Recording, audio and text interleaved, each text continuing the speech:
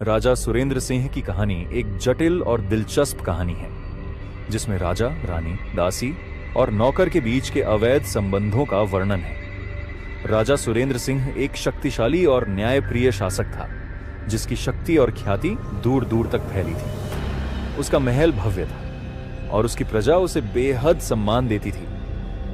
राजा का जीवन साम्राज्य की रक्षा और शासन व्यवस्था में व्यस्त था, लेकिन उसकी निजी जिंदगी में कई रहस्यमय और दिलचस्प घटनाएं घटी जो कभी कभी उसके साम्राज्य की प्रतिष्ठा पर सवाल उठाती थी। राजा की दासी अग्निपरी एक सुंदर और बुद्धिमान लड़की थी जो राजा की विशेष देखभाल करने वाली दासी थी।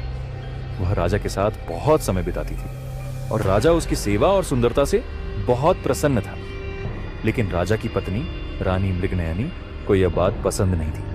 वह राजा की दासी के साथ उसके संबंधों को लेकर बहुत चिंतित थी। एक दिन राजा ने अग्निपरी को अपने शयन कक्ष में बुलाया। अग्निपरी ने राजा की आज्ञा का पालन किया और वह राजा के शयन कक्ष में गई। राजा ने अग्निपरी को अपने पास बुलाया और उसके साथ एक रोमांटिक रात बिताई। अग्निपरी ने राजा की इच्छा का पालन किया और वह राजा के साथ एक रोमांटिक रात बिताने के लिए तैयार हो गई। कुछ महीनों बाद अग्निपरी ने राजा को बताया कि वह गर्भवती है। राजा ने इस खबर को सुनकर बहुत खुशी महसूस की और उसने अग्निपरी को अपने महल में एक विशेष स्थान दिया। लेकिन रानी मृगनयनी को यह बात पसंद नहीं थी। वह राजा की दासी के साथ उसके संबंधों को लेकर बहुत चिंतित थी और उसने राजा से अग्निपरी को महल से निकालने के लिए कहा। लेकिन राजा ने रानी की बात नहीं मानी और उसने अग्निपरी को अपने महल में रहने की अनुमति दी। रानी मृगनयनी ने राजा के इस निर्णय से बहुत दुख महसूस किया और उसने राजा से दूरी बना ली। इस बीच रानी मृगनयनी के एक नौकर राजेंद्र ने रानी के साथ एक गुप्त संबंध बना लिया।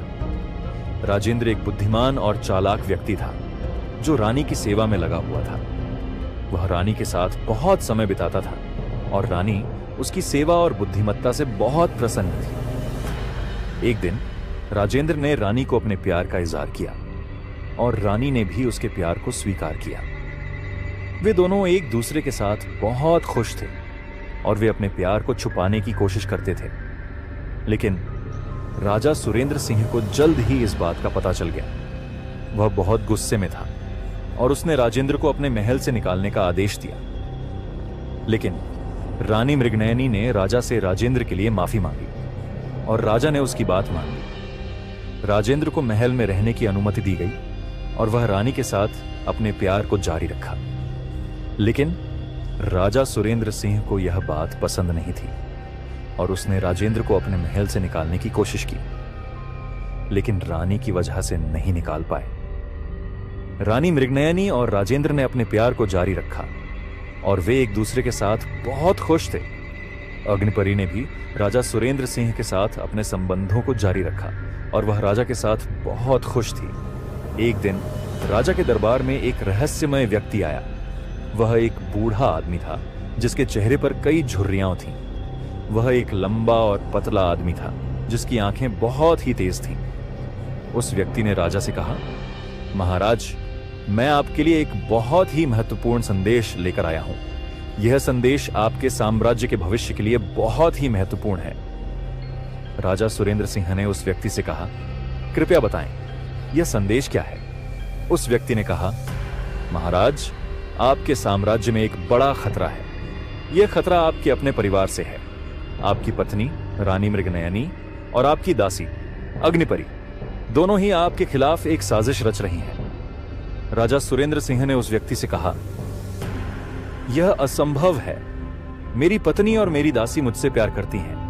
वे मुझे कभी धोखा नहीं देंगे। लेकिन उस व्यक्ति ने कहा, महाराज, मैं आपको सच बता रहा हूं। आपकी पत्नी और आपकी दासी दोनों ही आपके खिलाफ एक साजिश रच रही हैं। वे आपको मारना चाहती हैं और आपके साम्राज्य पर कब्जा करना चाहती हैं। राजा सुरेंद्र सिंह ने उस व्यक्ति की बात सुनी और उसने महसूस किया कि वह सच कह रहा है। उसने तुरंत अपने सैनिकों को बुलाया और उन्हें अपनी पत्नी और अपनी दासी को गिरफ्तार करने का आदेश दिया।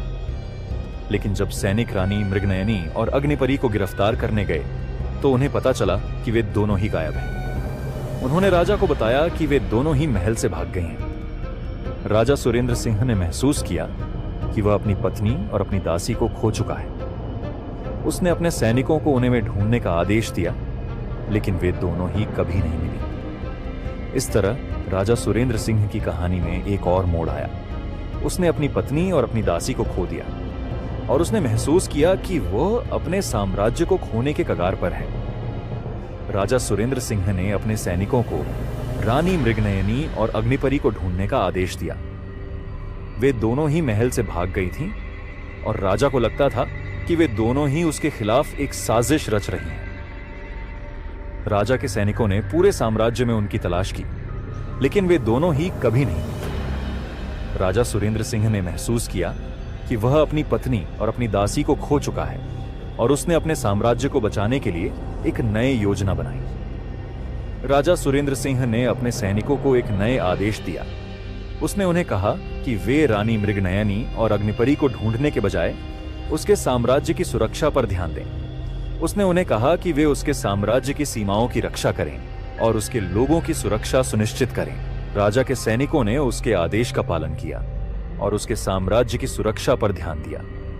वे उसके साम्राज्य की सीमाओं की रक्षा करने लगे और उसके लोगों की सुरक्षा सुनिश्चित करने लगे। इस बीच रानी मृगनयनी और अग्निपरी एक दूरस्थ स्थान पर छुप गई थीं। वे दोनों ही राजा सुरेंद्र सिंह के खिलाफ एक साजिश रच रही थीं और वे दोनों ही उसके साम्राज्य पर कब्जा करना चाहती थीं।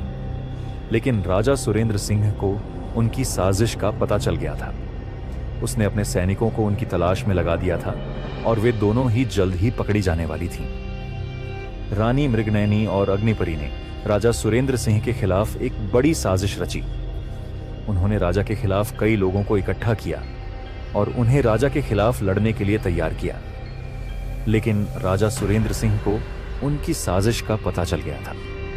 उसने अपने सैनिकों को उनकी तलाश में लगा दिया था और वे दोनों ही जल्द ही पकड़ी जाने वाली थीं। एक दिन राजा के सैनिकों ने रानी मृगनयनी और अग्निपरी को पकड़ लिया। उन्होंने उन्हें राजा के सामने पेश किया और राजा ने उन्हें उनकी साजिश के लिए दंडित करने का फैसला किया। राजा सुरेंद्र सिंह ने रानी मृगनयनी और अग्निपरी को कैद कर दिया। उन्होंने उन्हें एक दूरस्थ स्थान पर रखा जहां वे कभी भी राजा के खिलाफ साजिश नहीं कर पाएंगे। इस तरह राजा सुरेंद्र सिंह ने अपने साम्राज्य को बचा लिया। उसने अपने खिलाफ साजिश करने वालों को दंडित किया और उसने अपने साम्राज्य की सुरक्षा सुनिश्चित की। लेकिन राजा सुरेंद्र सिंह की कहानी यहीं नहीं समाप्त होती। राजा सुरेंद्र सिंह ने अपने साम्राज्य को बचा लिया था, लेकिन उसने महसूस किया कि उसके जीवन में अभी भी कई चुनौतियां हैं। उसने अपनी पत्नी और अपनी दासी को खो दिया था और उसने महसूस किया कि उसके जीवन में अब कोई नहीं है जो उसका साथ दे सके। एक दिन राजा सुरेंद्र सिंह ने अपने दरबार में एक नए व्यक्ति को देखा। वह एक सुंदर और बुद्धिमान महिला थी जिसका नाम राजकुमारी सिंधुरा था।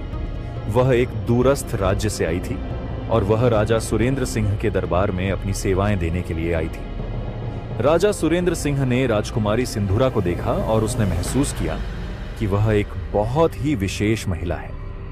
उसने उसकी बुद्धिमत्ता और सुंदरता को देखा और उसने महसूस किया कि वह उसके जीवन में एक नए अध्याय की शुरुआत कर सकती है। राजा सुरेंद्र सिंह ने राजकुमारी सिंधुरा को अपने दरबार में रखने का फैसला किया।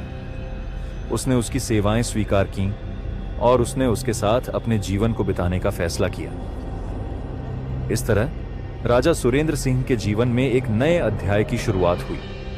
उसने राजकुमारी सिंधुरा के साथ अपने जीवन को बिताने का फैसला किया और उसने महसूस किया कि उसके जीवन में अब एक नए और सुंदर अध्याय की शुरुआत हुई है। राजा सुरेंद्र सिंह और राजकुमारी सिंधुरा के बीच एक गहरा प्यार पैदा हो गया। वे दोनों एक दूसरे के साथ बहुत खुश थे और वे अपने जीवन को एक साथ बिताने का फैसला किया। राजा सुरेंद्र सिंह ने राजकुमारी सिंधुरा से शादी करने का फैसला किया। उसने अपने दरबार में एक बड़ा समारोह आयोजित किया और उसने राजकुमारी सिंधुरा के साथ शादी की। राजा सुरेंद्र सिंह और राजकुमारी सिंधुरा की शादी बहुत ही धूमधाम से मनाई गई। उनके दरबार में सभी लोग उनकी शादी में शामिल हुए और वे सभी उनके लिए खुश थे। राजा सुरेंद्र सिंह और राजकुमारी सिंधुरा की शादी के बाद वे दोनों एक दूसरे के साथ बहुत खुश थे। वे अपने जीवन को एक साथ बिताने लगे और वे अपने साम्राज्य को एक साथ चलाने लगे। लेकिन राजा सुरेंद्र सिंह के जीवन में अभी भी कई चुनौतियां थीं। उसके कई दुश्मन थे जो उसके साम्राज्य पर कब्जा करना चाहते थे। राजा सुरेंद्र सिंह ने अपने दुश्मनों को हराने के लिए एक योजना बनाई और उसने अपने सैनिकों को उनके खिलाफ लड़ने के लिए तैयार किया। इस तरह राजा सुरेंद्र सिंह के जीवन में एक नए अध्याय की शुरुआत हुई। उसने अपने दुश्मनों को हराने के लिए एक योजना बनाई और उसने अपने साम्राज्य को एक साथ चलाने के लिए राजकुमारी सिंधुरा के साथ मिलकर काम किया। राजा सुरेंद्र सिंह ने अपने दुश्मनों को हराने के लिए एक बड़ा अभियान चलाया। उसने अपने सैनिकों को इकट्ठा किया और उन्हें अपने दुश्मनों के खिलाफ लड़ने के लिए तैयार किया। राजा सुरेंद्र सिंह के सैनिकों ने अपने दुश्मनों के खिलाफ एक बड़ी लड़ाई लड़ी। वे बहुत ही बहादुरी से लड़े और उन्होंने अपने दुश्मनों को हरा दिया। राजा सुरेंद्र सिंह की जीत के बाद उसके साम्राज्य में शांति और सुरक्षा बहाल हो गई। उसके लोगों ने उसकी जीत का जश्न मनाया और वे उसके लिए बहुत खुश थे। राजा सुरेंद्र सिंह ने अपनी जीत के बाद राजकुमारी सिंधुरा के साथ अपने साम्राज्य को एक साथ चलाने का फैसला किया। वे दोनों एक दूसरे के साथ बहुत खुश थे और वे अपने साम्राज्य को एक साथ चलाने के लिए मिलकर काम करते थे। एक दिन राजकुमारी सिंधुरा ने राजा सुरेंद्र सिंह को बताया कि वह गर्भवती है। राजा सुरेंद्र सिंह ने इस खबर को सुनकर बहुत खुशी महसूस की और उसने राजकुमारी सिंधुरा को अपने बच्चे के लिए एक सुंदर और सुरक्षित स्थान दिया। कुछ महीनों बाद राजकुमारी सिंधुरा ने एक सुंदर बच्चे को जन्म दिया। राजा सुरेंद्र सिंह ने अपने बच्चे को देखकर बहुत खुशी महसूस की और उसने अपने बच्चे का नाम राजकुमार विक्रम सिंह रखा। इस तरह राजा सुरेंद्र सिंह के जीवन में एक नए अध्याय की शुरुआत हुई। उसने अपने बच्चे के साथ अपने साम्राज्य को एक साथ चलाने का फैसला किया और वे दोनों एक दूसरे के साथ बहुत खुश थे।